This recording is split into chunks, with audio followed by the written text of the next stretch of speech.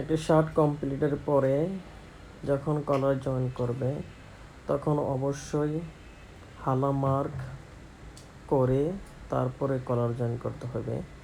আর এই হালা মার্কের প্যাটার্নটা ক্যাট ডিপার্টমেন্ট থেকে নিয়ে আসতে হবে। যেমন আমি এখানে প্রত্যেক সাইজের হালা মার্কের প্যাটার্ন এখন বানানো দেখাবো। এক নম্বর হচ্ছে হালা মার্কের প্যাটার্নটা কীভাবে বানাইব। হালা মার্কের প্যাটার্ন বানানোর জন্য প্রথম লাগবে ফ্রন্ট নেক ড্রপ। আমি ফ্রন্ট নেক ড্রপটা মেজারমেন্ট নিয়ে নিব, তারপরে সাইজ ওয়াইজ হালা মার্কের প্যাটার্ন বানাবো। তারপরে এটা দিয়ে কলার মার্ক করে তারপরে বডির সাথে কলারটা জয়েন করলে ফিটিং ভালো হবে।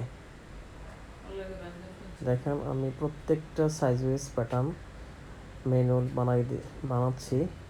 যেমন এক্স স্মল, স্মল, মিডিয়াম, যে কোনো সাইজ থাকতে পারে।